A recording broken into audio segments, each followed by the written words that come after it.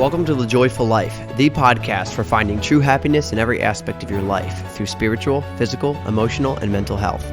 I'm your host, Anthony LaJoy, and thanks for joining us for another episode of exploration into personal success. Another week, another episode of The Joyful Life podcast.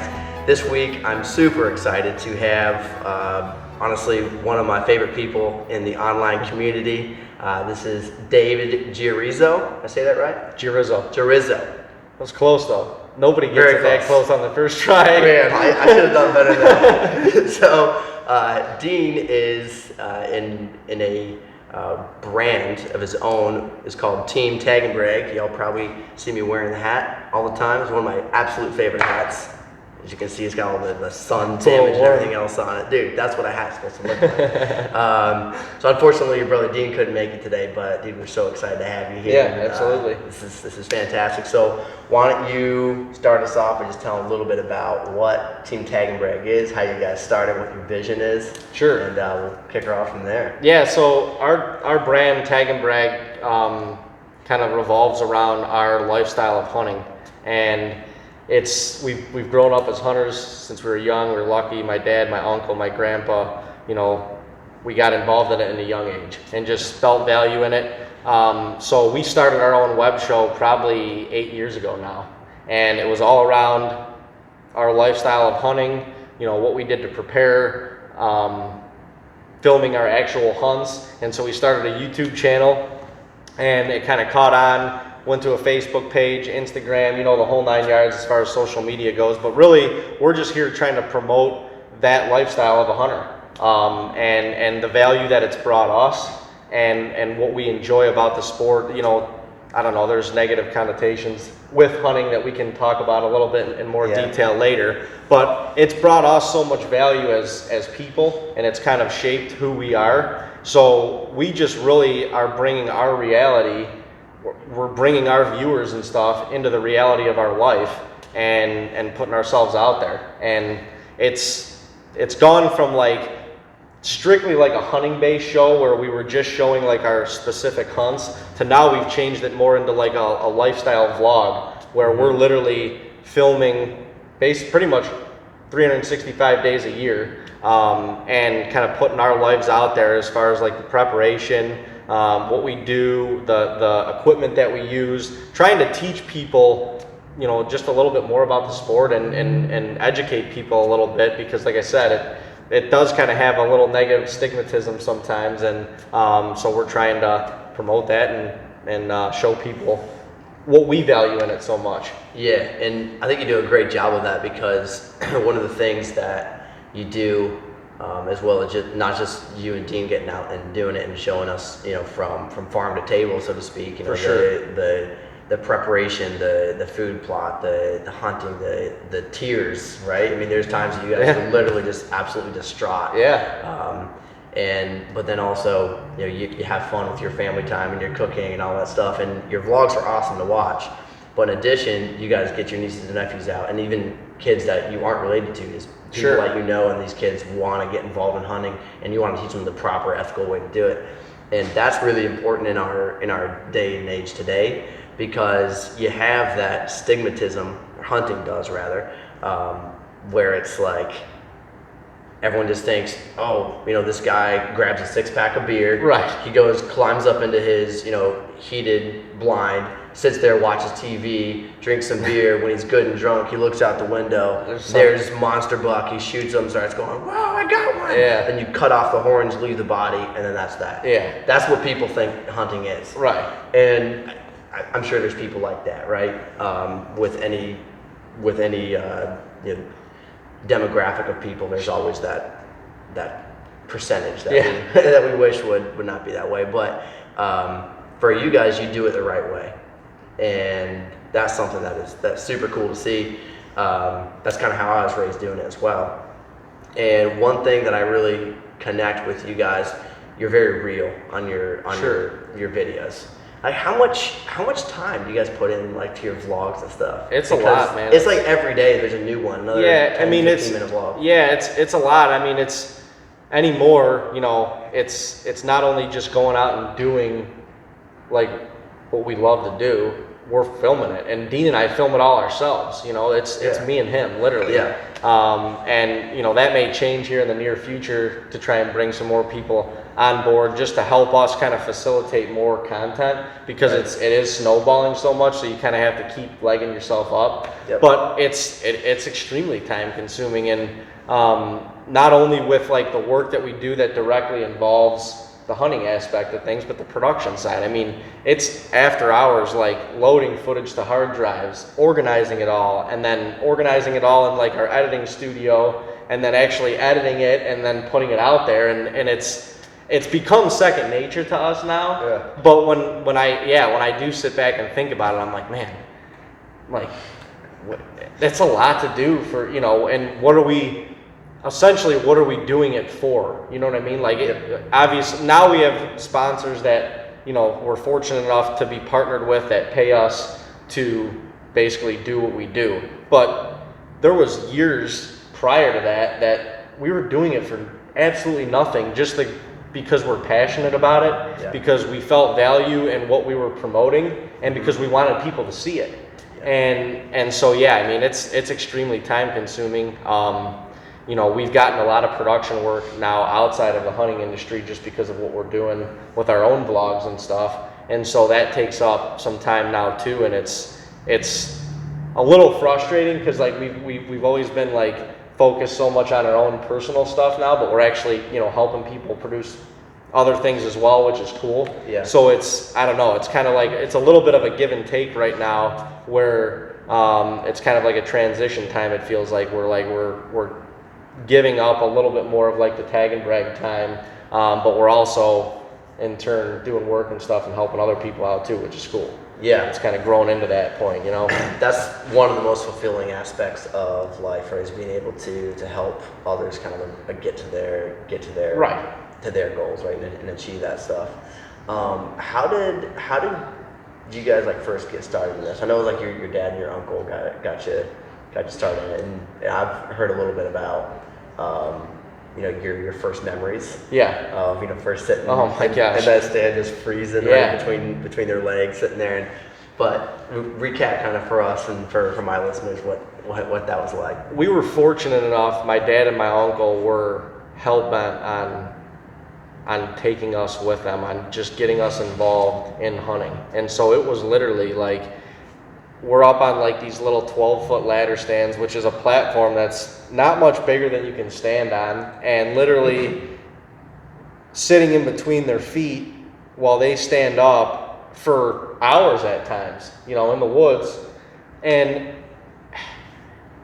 I don't know what we were so like attached to, but it was just the adventure portion of it, you know, that they allowed us to be a part of. You know, and so it was not just like the hunt and like the harvest of the animal. It was everything that was wrapped around it. You know, it was getting up early. You know, like getting up at like 4:30 or 5 in the morning. They would be dragging us, especially Dean, because like I'm a little bit more of a morning person, but Dean, it takes forever in the morning. So they would be dragging him out of bed. You know, suiting us up, camo, like painting up our face, getting all the camo on, just.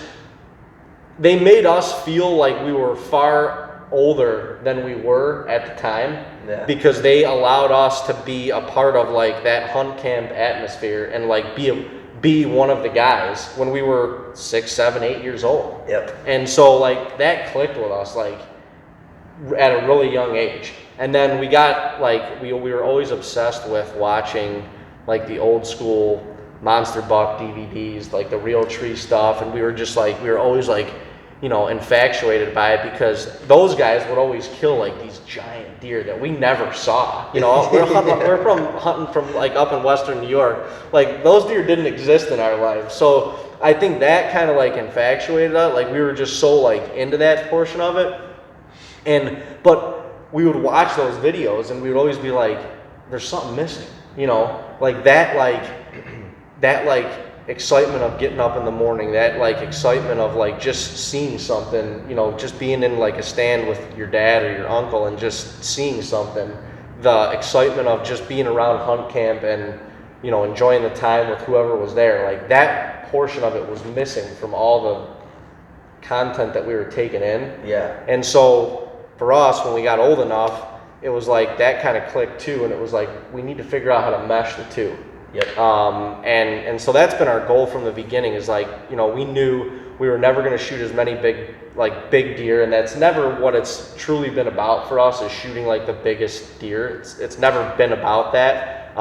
So we were never going to do that like the guys on TV. We were never going to outproduce, you know, like the movie stars and stuff like that on TV. But what we could do is allow people into our lives and entertain them with what we were passionate about. And so that's been our goal this whole time. That's honestly what I'm most proud of, because we've never strayed away from that. You know, in the 8 years of us doing this, we've never strayed away from that. Yeah.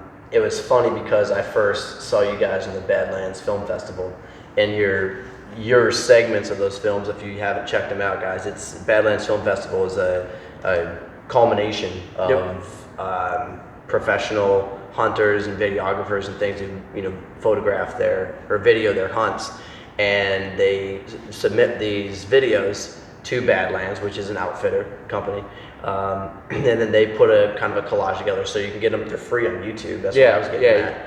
And they're like 2 hours long, but they're in like 10 or 15 minute segments. Yeah, the videos are 10-minute maximum increments. So. Yeah, and there's some of the coolest videos. I mean, there's whitetail, mule deer, elk, mountain lion. There's a ton of different hunts. It's super diverse. So that's why I was watching just some rainy days, right? And I see your guys' stuff, and then I watch the next year's Badlands, and you're there again. And every time your videos are always funny, right? I was like, who are these guys? Like, first of all, y'all look like identical. So I would have the longest time. Like, wait, which one was that? Which one was that? And the dude would put his glasses on and think, man, now I got to start all over again. So, but anyway, your energy and your truth and your passion spoke in every one of those videos. Yep. So then I YouTubed, like, TB, what's TB? And then you guys mentioned Tag and Brag. I was like, maybe that's it. So I figured it out, right? Found you guys on YouTube, started watching your vlogs, and that's when I was like, all right, they've been around for a while. Let's see what their very first ones are like. Right. And I was amazed because I go back to watch the first ones, and yeah, like your mannerisms on TV are a little bit different or on camera, you know, because like you weren't quite used to it, and then you see you progressively getting better. But your personalities, your drive, your passion, your purpose was identical in every one. That was clear. It spoke through. So I think you guys have done a great job of that, and that's something that I think gives hunting a really great name too. Speaking of hunting and great names, what's in your mind one or several misconceptions about hunting that we need to know about? Yeah, I think one of the things that I think a non-hunter thinks about when somebody says hunting is instantly think about kill. Like we're killing something, you know, and that's what it's all about. And it's so not, you know, like that portion of it happens so little in the grand scheme of like how much time we actually spend on hunting, conservation, trying to give back to the land. Yeah. And so like the kill, like just like the killing aspect, obviously it has to happen. Like we're hunting animals, like that's the end all goal. But it I don't know, it doesn't feel good. You know what I mean? Like that portion of it, or just like if it were all about just the kill, we would call it, hey, I'm gonna go killing. I'm gonna go killing. Yeah. But it's not. It's about the pursuit. Right. The chase. I joke about it. Sweat and tears you put in. Right. I joke about it all the time. I'm like, not joke about it, but I just say like, if it was all about the kill, we'd call it shopping. You know, because you'd go out, you go to the store, you know what you want, you go kill it, buy it, whatever you want to do, and you leave. Right. But that's not how it is for us. It's not how it is for so many other people. It's about the chase. It's about the pursuit. You know, now we've become bona fide farmers to an extent because we're planting crops and stuff like that for the wildlife that are on our property. Yeah. And we're not killing all of them. Like we're very select at what we harvest, you know, so it's so much more than that. And then like the other thing would be like, you know, I feel like hunting has like a stigmatism of like you said earlier, you know, grab your 6-pack of beer and throw your gun over your shoulder and you go out and sit in the woods and you're just by yourself drinking beer, and if something walks by, anything walks by, you're gonna kill it. Yeah. And it's just, I don't know, that needs to go away. That's so like old school, and you know, it's just it's not about that anymore. That's for sure. You know, it's not about, it's, you know, being out there in the solitude of nature and stuff like that is very much a part of what it is for me too. Right. And just kind of disconnecting to reconnect in a sense. But it's, you know, I'm not going out there to catch a bus, that's for sure. Like being out there by myself in the middle of nowhere, hearing nothing, hearing no civilization, no cars, no nothing, like no machinery or anything like that. Like that to me is a high enough, you know. So it's those would be the two things probably that I would say. Yeah, I agree with you. And there's nothing quite like waking up in the woods. And No. what I mean by that is, like, obviously, you know, you sleep in your house, but you know, getting out there at like 4 o'clock in the morning, Right. There's a chill in the air. You get up in your stand, like you can't see your hand in front of your Right. face, you know. You climb up in there, and I guess you have a light, and a lot of people do. And then you turn out that light, and then once you're all situated and you sit there, it's like Silent. absolutely nothing. Right. And then, like, you're awake before any of the bugs, you're awake for Birds. the leaves, right? Right. So then as this stuff starts waking up, you hear a little scratch here, a little chirp there, and I swear the leaves start to move. Like the dead leaves on the ground start to move, like they start to crackle and stuff. And I'm like, oh, what's this stuff coming in around me? It's so cool. It is. And that you can't even get that in the evening. When you're there until dark, because then the crickets come out and the frogs come out and stuff, it's not completely quiet. You need to do it in the morning. Yeah, it is. Waking up with the world is Yeah.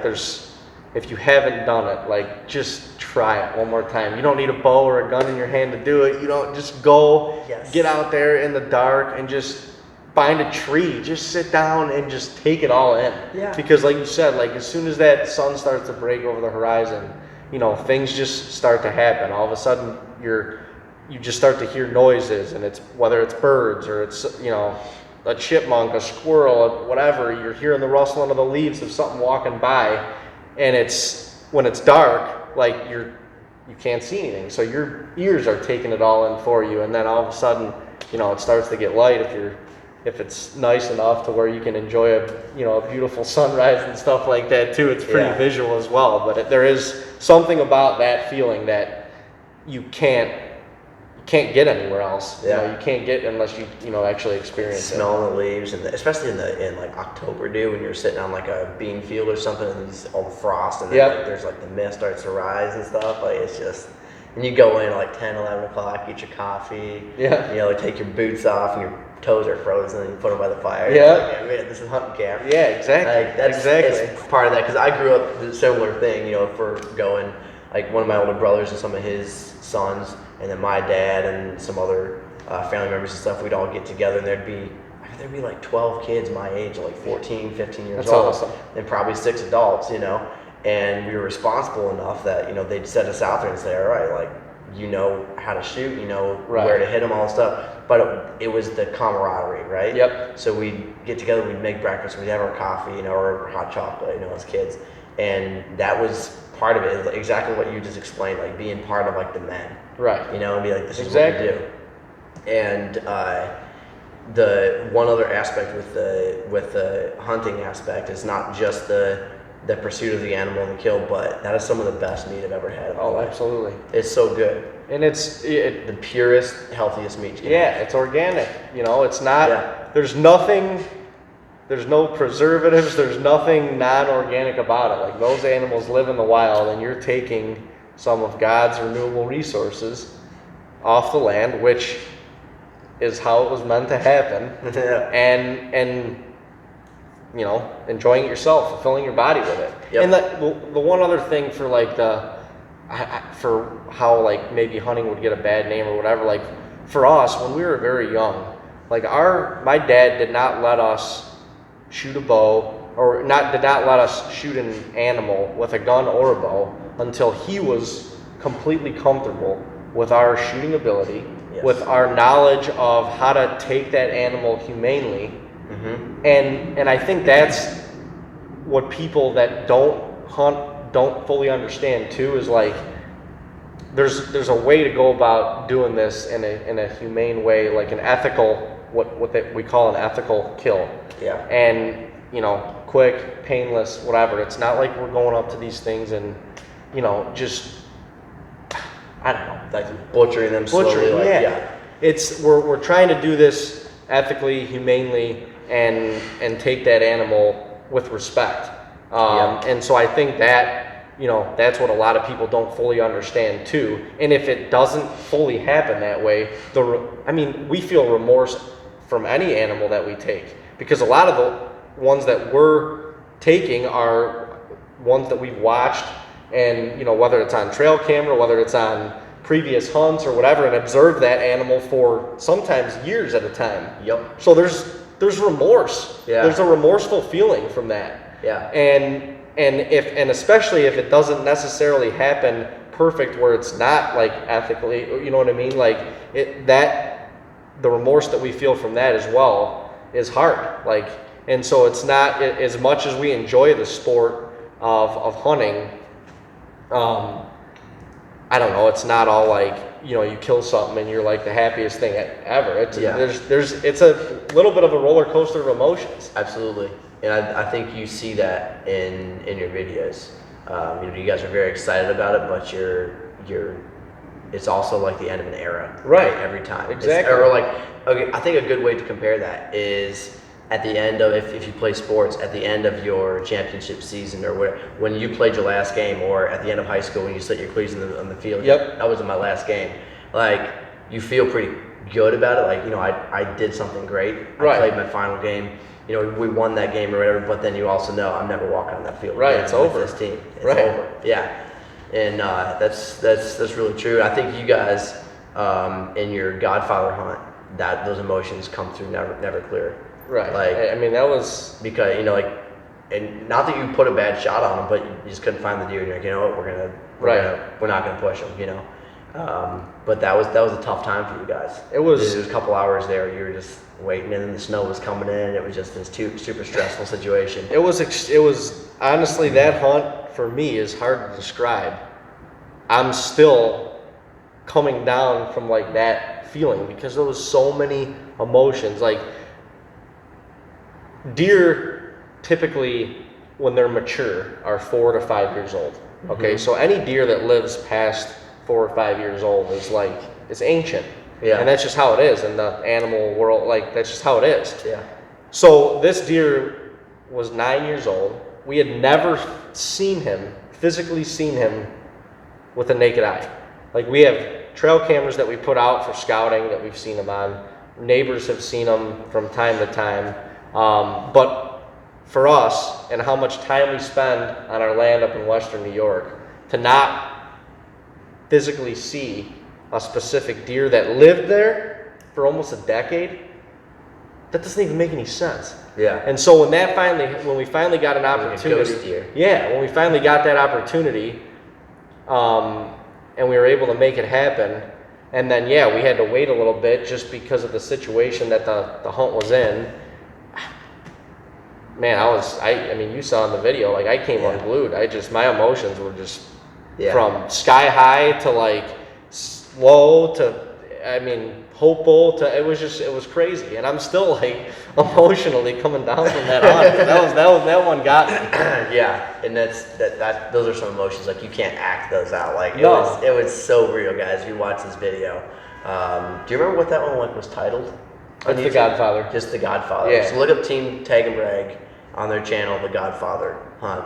It should be the first video that comes up on our channel if you've never been to our channel before. I think like the what do you call it, like the icon picture, like when you're looking at it in the videos, I think it's Davis in there holding the in white camo. In white camo. It's snow, and that's an awesome hunt. That's an awesome hunt. And I think that will give you the true, like, visceral nature of, like, what is hunting. Right. Like that passion, that drive. That's a good one to check out for sure. Definitely. You mentioned it with hunting. One thing you love about it is the solitude. Mm-hmm. And there are multiple studies that they had people living in the city, and they had people go out into, like, not wilderness, but not just like a park, Right. Actually, like woods, like what you guys are in, right?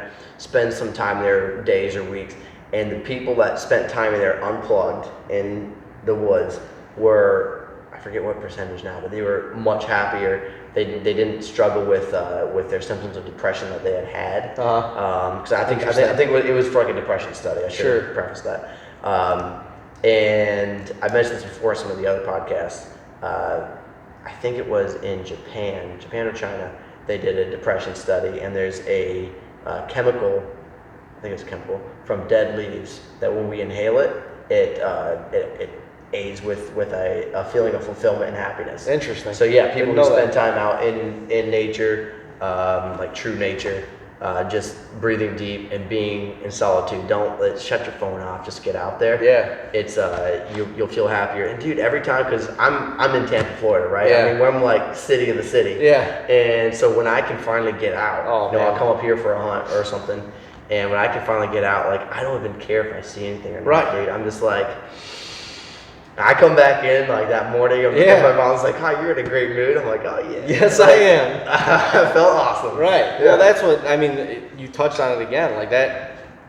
That goes right to what we were saying about like the hunting aspect is not all about the kill. Yeah. Like you said, there's times where you could just go out there and just be like, I just want to get out, get somewhere where I'm comfortable, not comfortable, whatever. Can't hear anything. Breathe in the fresh air. And if I see something, I see something. And if not, I don't really care. Yeah. And it's not, I'm going to come out of it better than when I went into it. Exactly. You know what I mean? Exactly. It's a beautiful thing. I mean, I get why people like to go backpacking. And for sure. Honestly, I've never done any backpacking like out west. I'd love to get into like the Grand Canyon and do that kind of stuff. And that's some of the most pretty country ever, dude. Oh my gosh, unreal. I'm very jealous of Cam Haines when he does all like the running, the 50 mile, like the running around the rim of the Grand Canyon. Yeah, that's intense. That guy's intense. Oh, yeah, he's a beast. He is a beast. I love what he does, and I know you guys follow him as well. Yeah, he's got some cool stuff for sure. One thing about you guys, well, there's a ton of things about you guys, but one thing that sticks out in addition to your passion and your drive for this is that your videos are always like this awesome energy, right? You guys play off each other, you're goofy, like you do the accents. Oh man, we gotta get some accents. Oh jeez, I forgot about this. You're gonna put me on the spot now. We're gonna put you on the spot, we're gonna do it. Oh my god. No, you guys have a ton of fun, right? Yeah. And we all have bad days. I know you do too. Yep. I do too. And what drives your optimism? What keeps you guys just being groovy every day? Like like 2 days ago, you got up to New York and you forgot like a cord for your drone, right? Yeah, so bad. And you're like, you did one of your accents there too. But anyway, he was talking about how they forgot a piece for their drone. He's like, so now we can't fly, and we need these pictures from up above for our vlog. And he's like, so I don't know what we're gonna do. I'm not very happy, but it's whatever. And then like the next like story on there, he's like, so we figured out Bluetooth. We can't fly as high. We can't do this. But he's like, problem solving. It's what we do. Like that was like a prime example. Yep. Like you had a situation that. So I was mad actually. Yeah. I didn't seem mad, but I was mad. Exactly. So how do you guys funnel that anger and then flip it around and work for you? And I feel like if everybody could do that, can you imagine the world we'd have? Oh my gosh, you know what I mean? insane. Yeah. We'd have no more holes punched in walls. Right. Well, yeah, very few anyway. But no, I don't know. It's a perspective thing for me. Like we're here. Like there's such a little chance that we all had to actually be human beings, and that's getting like a little bit philosophical and out there and stuff, but it's real. Like we're here.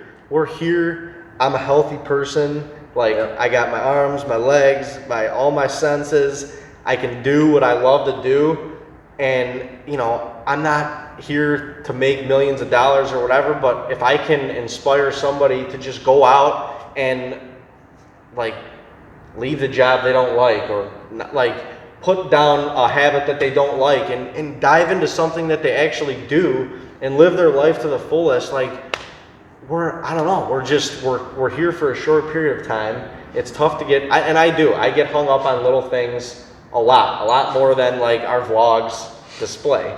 But I think my motivation is just, I'm here, I'm happy, I have the opportunity to now like inspire other people to do the same thing. Yeah. And you're not gonna, I've tried, but you're not gonna get anywhere in life by being pissed off about something to try and make something else better for you, you know? Yeah. So you can get hung up on these little things like forgetting a drone cord, or, I know Dean forgot something at the mill. He had to make another like 35-minute run to the farmer's mill to go get more fertilizer or something. The fertilizer then, when we put it in the seeder that day, like was spilling out like crazy. So it was like we were dumping hundreds of dollars out into the field. and so like there was all these problems that happened. But at the end of the day, like we're doing what we love, and it is what it is. Like I said, the more optimism that you can kind of push out, I've felt the more comes back to you. Yes. Happiness, optimism, positivity, whatever. And so as hard as it is sometimes, like you said, when you have bad days, when you have days that you're just down and out and you don't want to talk to anyone, be inspiring, do any of that, like the more you can force yourself to that optimism, to that positivity, it's going to come back. And all of a sudden, the next day, like a huge break could happen. You get a call and all of a sudden we got a contract worth 20 grand on the table for us or something, or whatever the case is, you know what I mean? Like all of a sudden another huge opportunity or a huge door opens for you, and it's like, well man, I could have got hung up and gotten pissed off about that stupid drone cord yesterday and not made it happen. Yeah. But the fact that we did and we got the vlog out there the next day, somebody else saw it and was like, we want to be partners with these guys, or we want to, give them an opportunity somewhere. So it's just, it's not that this is not at all easy by any means, but it's a mindset. Like you have to push yourself through that negative mindset. And I think social media is necessary, but it's also evil, because we look and we compare ourselves, and I do the same thing, like we've snowballed our social media and our following into something that like I honestly never thought we'd get to. But now I also look at like a Cam Haynes or the people that are above us, and I'm like, well, why aren't we there yet? You know, and that's just human nature, I feel like. Yeah. But at the same time, it's like, put it in perspective, like nobody taught us how to film, nobody taught us how to edit any of this stuff. Like we learned all this stuff on our own. Yeah, dude. And we were fortunate enough to have like my dad and my uncle that got us passionate about the hunting side of things, so we used that as like our platform. Yeah. But nobody taught us how to do any of this stuff, and the fact that we are where we are, like, put that in perspective. Same thing with you with your podcast. I mean, I'm sure you didn't think like we'd be sitting here at the Ohio Union BSing about this right now because you started a podcast. Like that's crazy. This all started because of like the internet and Instagram and stuff. Wild. And so that to me, that opportunity, we as human beings have a far greater opportunity than we've ever had as a human race because of phones, the internet, social media, and so we can use that as a negative in a lot of ways, or we can flip it and build relationships and make it positive and grow together and whatever. Yeah, I think humans working together as a team, no matter who you are, where you are, like that's one of the greatest things. Yeah, right? Exactly. Like, instead of, competition is great, but instead of competing all the time and getting jealous when someone else has a success, let's just be happy for that person and be like, hey man, can't wait to join you. Exactly. Like, that's it's really gonna what it's come about. Back. It's gonna come back to you. Yeah. Will. And you guys get to do that with a lot of your hunt expos and stuff you go to. Yep. That one in Louisville was awesome. Yeah, the ATA one. Went on the rooftop, you had a snowball fight. Did you guys know those people? Had no idea who they were.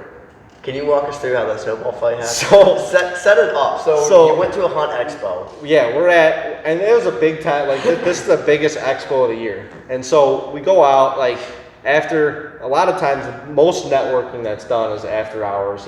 At the bar, you have a few drinks, at dinner, whatever, and you just run into these big name people, and you're just talking with them, whatever. But one night it finally got 11:30 midnight. Dean Uncle Jay and myself, we were all, you know, getting tired. So we went back. We had an Airbnb, and we were in like this apartment complex, and it had a rooftop, and it was actually a pretty tall building. So when you went up to the rooftop, like you could see the whole city of Louisville, because the rooftop there was two sections. There was one side and another, and it was divided between like this huge glass room. Okay.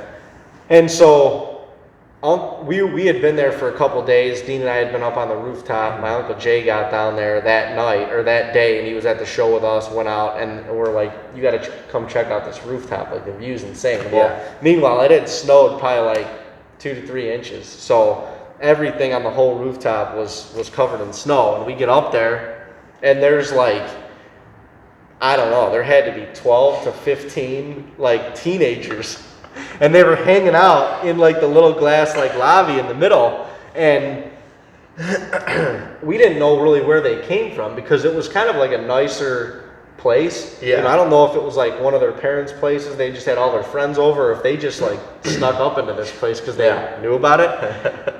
But we go out, and we're out on the balcony, and it's still snowing, and I don't even know how it got started, but one or two of the kids came out, and we were talking with them or whatever, and we started packing up snowballs and just kind of messing around. Well, next thing we know, this thing blows into like an all-out snowball fight on the top of this roof, to where like it was 15 of these kids against us. What? Yeah, it was hilarious.